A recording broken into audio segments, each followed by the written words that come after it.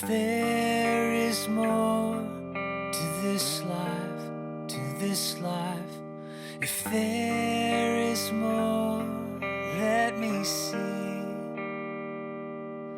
If there is more to this life, if there is more, rescue me.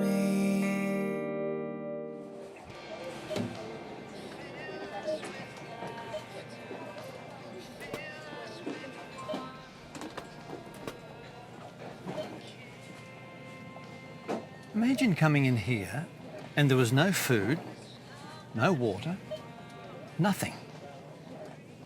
Supermarkets between Ayr and Cairns were packed Are with families already from low opening time this in morning. food, which corn, have now claimed rice, 7 lives. coffee, Another sugar, 288 people have been injured in the demonstrations against the rising cost of The living. clashes were sparked by a 30% rise in bread prices, a huge hike for a country with an average wage of $37 a month. The result is and on the commodity markets, food prices soaring to levels never before seen.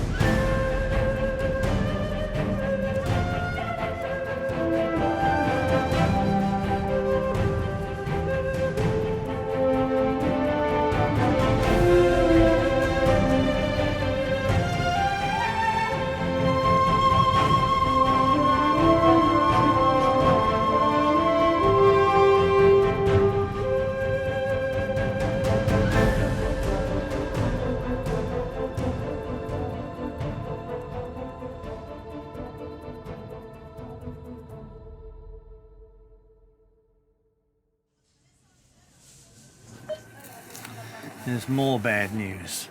You know, if I went shopping and there was really nothing on these shelves, I think I'd panic a bit. I'd be thinking, what's going on? I mean, this is how I survive. And we can't eat plastic. Food security will be the greatest challenge to civilization this century, with food shortages leading to higher prices, political instability and mass migration, warn scientists, farmers and academics. Is this where we're headed? What's going on? Who's in control? Can't happen to me? Or could it?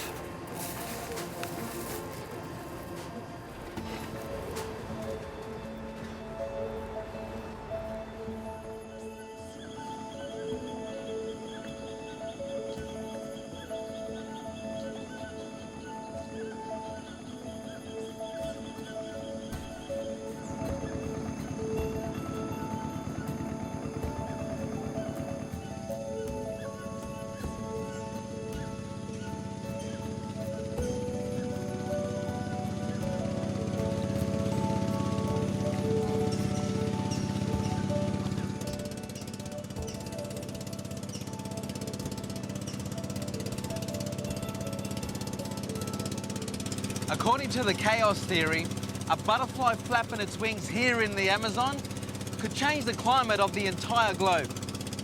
Well, that seems a bit of a stretch, but what's happening just up here, this is easy to believe.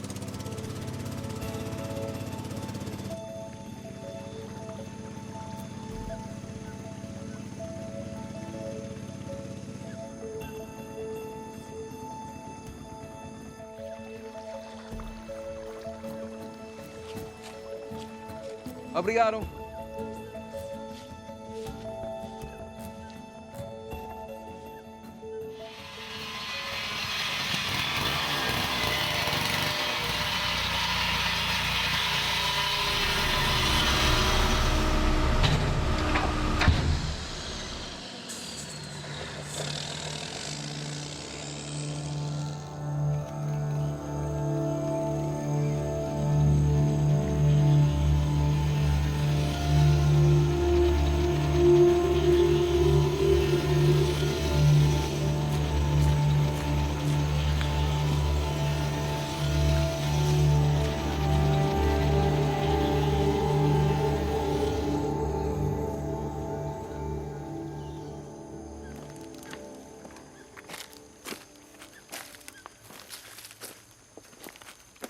A few weeks ago, this was lush rainforest, but look at it now.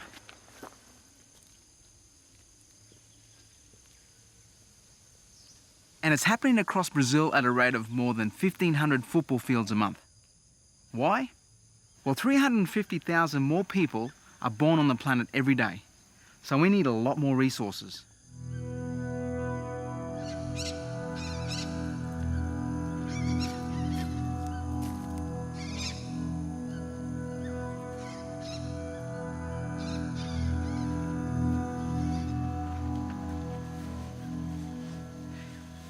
Officially, this forest is protected.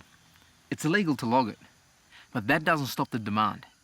And for most of the locals, this is how they survive.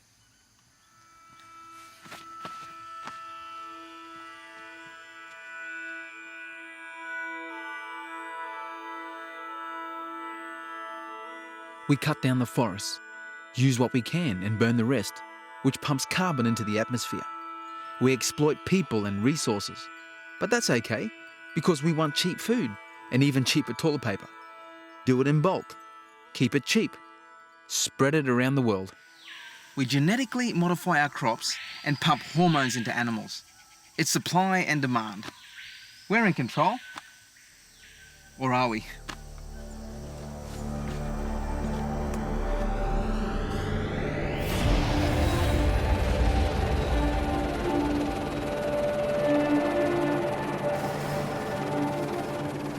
These crops are short-term. They wreck the soil, so we have to fertilise. It's got to be artificial because the natural stuff's almost gone. This soil's now exposed to sun, wind and rain. This leads to erosion. The fertilisers pollute the rivers, this poisons the water, kills the fish and anything else that drinks it. And once we've used it up, guess what? We have to cut a bit more forest down.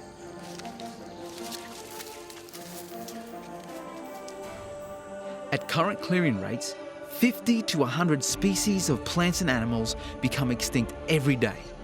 And animals like jaguars, the toucan bird, and unique monkeys like the golden lion tamarins become endangered. These forests, the lungs of the earth, have shrunk to just 6% of the Earth's surface. This has major effects on weather patterns, rising sea levels and natural disasters. Is this where we're headed? What's going on? And who's in control?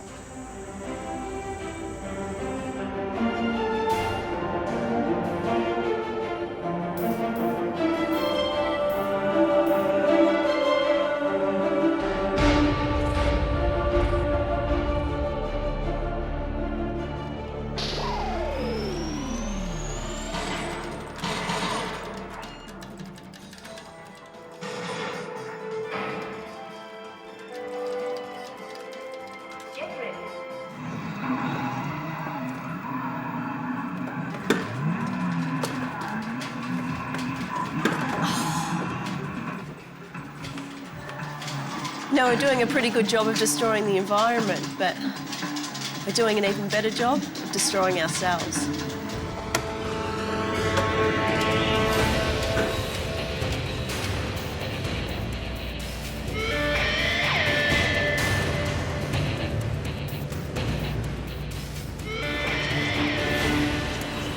It seems like our world's literally falling apart. I mean, look at the way we treat each other.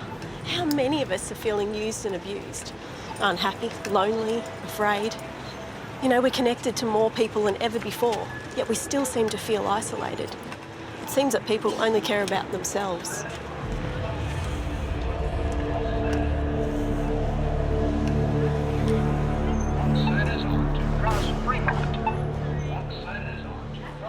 We're getting more greedy than ever.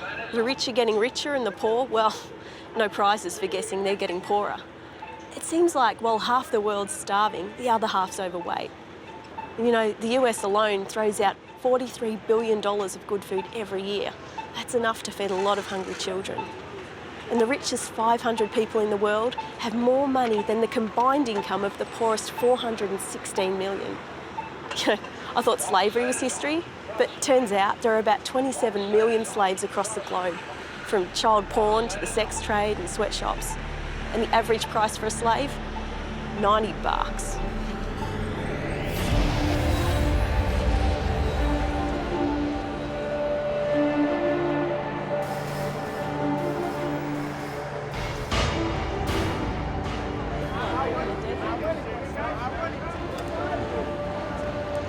when I was a kid, the worst thing we got in trouble for was chewing gum or smoking behind the sheds. But today, teachers are dealing with stuff like child abuse, depression, drugs, alcohol, pornography, rape, bullying. You know, is this really where we're headed? What's going on? And who's in control? Hey, baby! Hey, go! Hey, where you going? Oh, get a piece. Ah, man. Come on, make this money. Back this money. Let's make this happen. That's my lunch money, man. Somebody's taking it. Somebody's taking it. Jack Sparrow. That's my captain. We got one. We got taking that.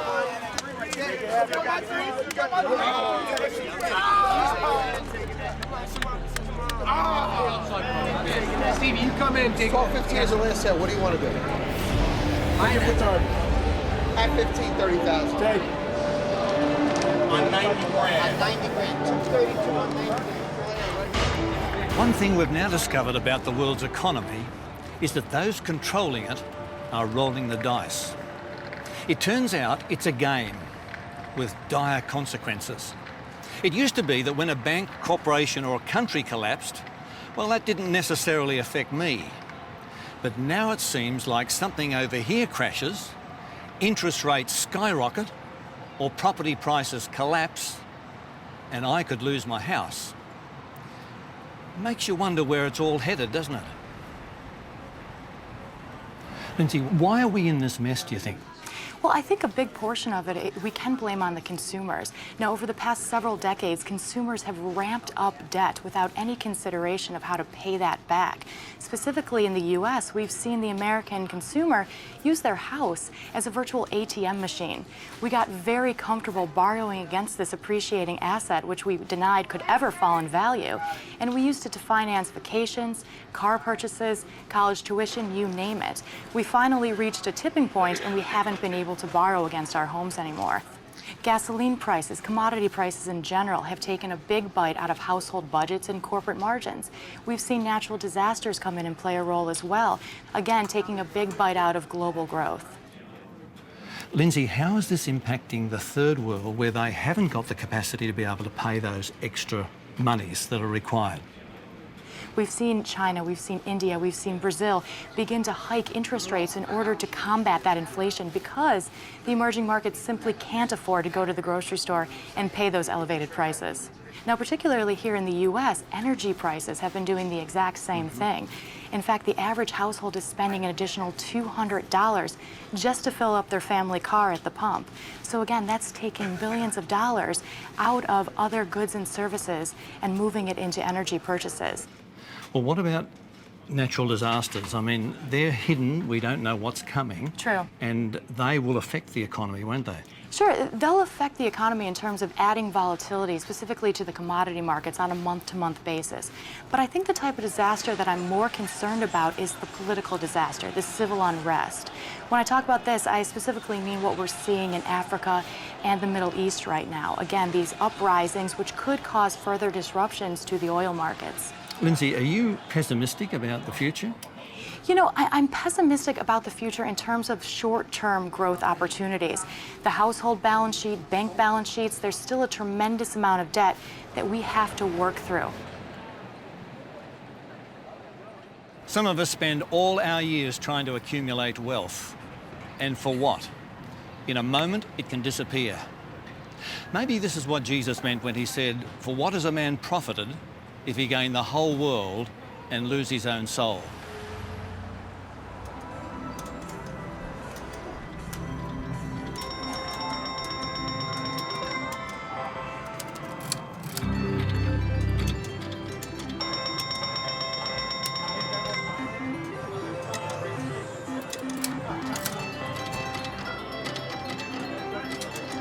There's no doubt about it, this is entertaining. There are 1,700 casinos in Las Vegas alone, with about 36 million people visiting the city every year. So why are they here? Money. Yeah, to dance, perform. Entertainment capital of the world. It's a great place to enjoy yourself and just have a great time. Yeah, we're going to see Donnie and Marie tonight. Yeah. We went to MGM Grand Hotel party. We went to Jet, the nightclub. We've been to Caesar's Palace to shop. So, amongst all the bling and all that cool stuff, what about life? What is it in life that worries you? The tornadoes and everything. World It's conditions. devastating right now. Yeah. And of course, the economy isn't at its best. And we're not But, gamblers. So, I mean, we're having fun walking through these, but no thanks. Just losing the family, I guess. Emerson, what about you? I could agree. The problems that exist in our society and trying to help families and people deal with their lives and certain things that are going on for them.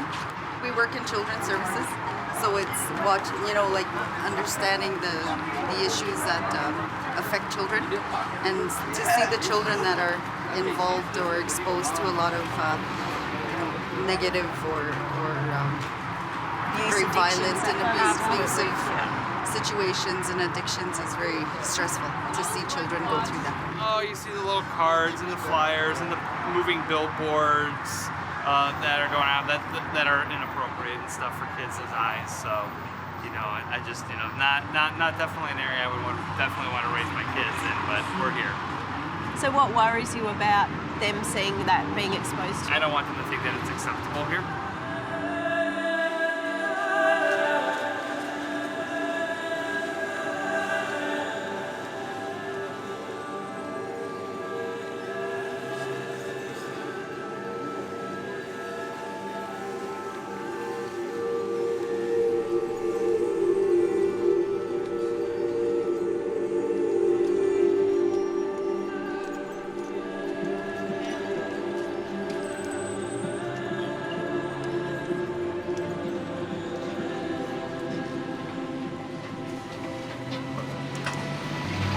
Some people come here for fun, some come to change their lives. But for others, it's an obsession or an addiction, a way to escape the reality of their life. And with all the bad news and bad stuff going on in the world every day, why wouldn't you want to escape it? We're stressed, we're depressed, we're fearful of the future. What we really need is a little hope. But all we seem to find is a headache in the morning.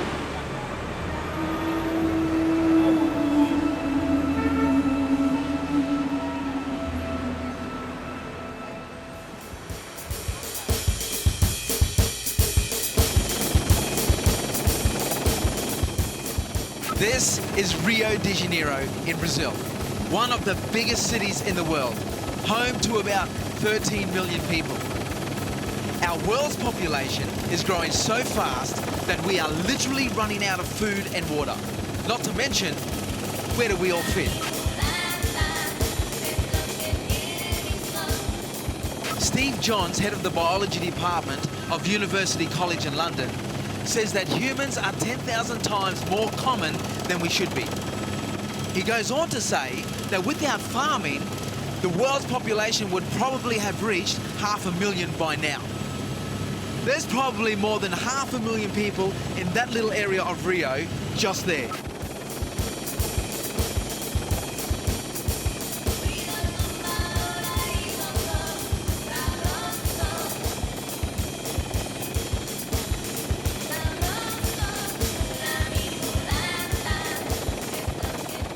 We're running out of space for farming and we're building cities on the best land. But then there's more of us that need food and less of it going around. So the price goes up and some of us can't afford it. It makes you wonder what's going on, doesn't it? Where's this all headed? Is there anyone in control?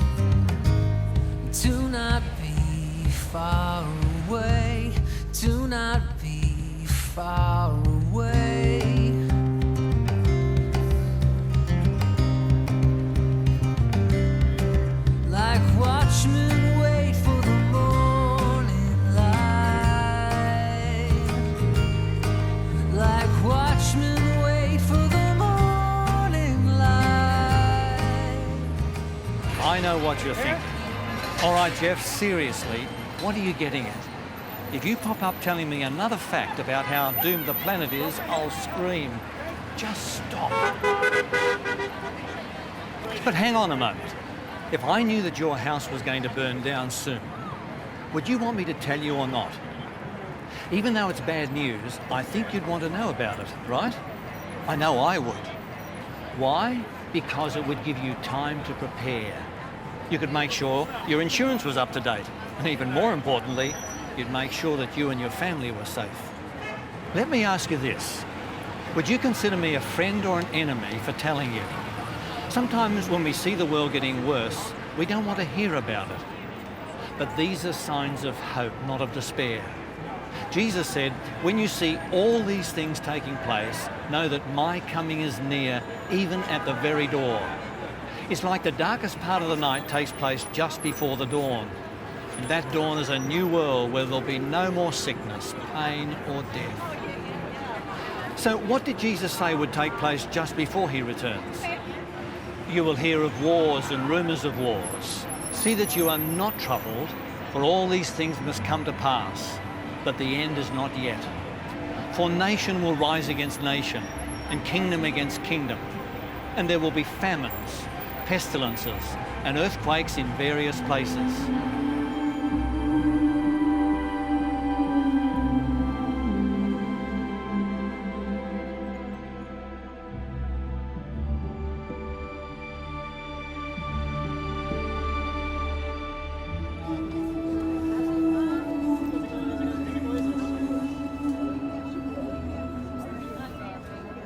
Jesus also talks about the state of the world right before his return.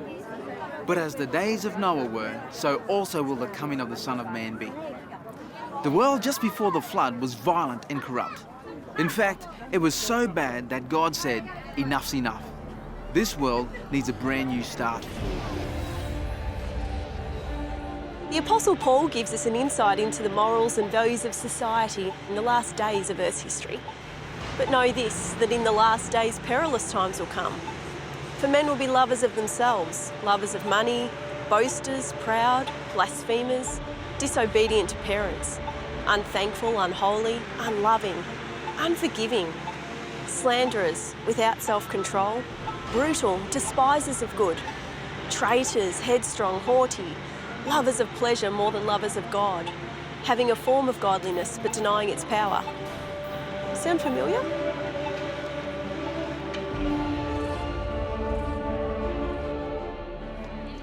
And what about signs in the religious world? Well, there's plenty of them. Jesus warns us, take heed that no one deceives you, for many will come in my name saying, I am the Christ, and will deceive many.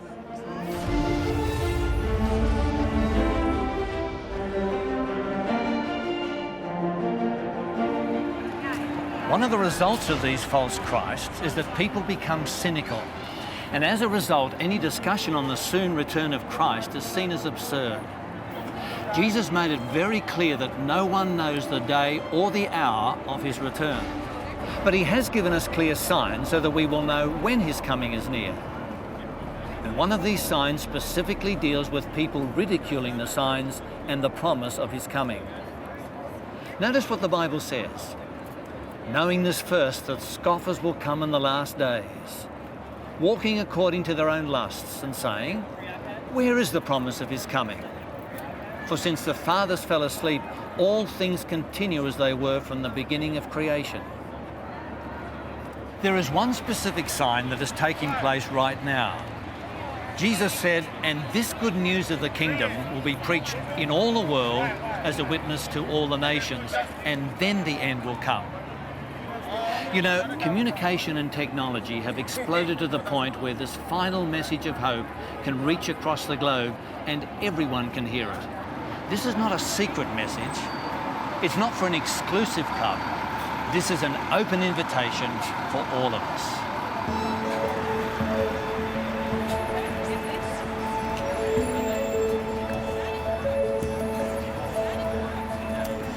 So how important is it for us to recognise the signs of Christ's return? Well, have you ever been lost? Have you ever been lost in a big city and not known where you were? What you do is you look for a signpost or landmarks to find out where you are. And as soon as we see a sign that's familiar, we have a real sense of relief and hope. This is true whether we're walking in a big city or stepping out in faith in a spiritual journey.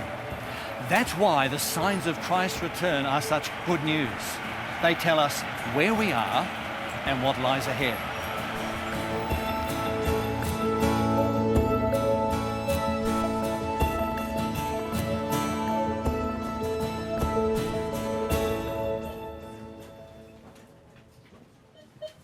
Some may think that these signs are not new. We've had wars, famines and natural disasters for thousands of years. But let me tell you what's different about today. Extreme weather events and natural disasters are increasing in frequency and intensity, says the chairman of the United Nations panel on climate change. They're happening more often and they're stronger than ever. And all these signs in society, finance, natural disasters, the environment, relationships, they're all happening together now. Jesus said, when you see all these things, know that my coming is near. And we can trust Jesus because what he said would happen is happening before our very eyes. You know, everywhere I look, I see signs that hope is coming. The rescue Jesus promises is on its way. And what a promise! He will wipe every tear from their eyes, and there will be no more death, or sorrow, or crying, or pain. All these things are gone forever. Now, that's a future to look forward to.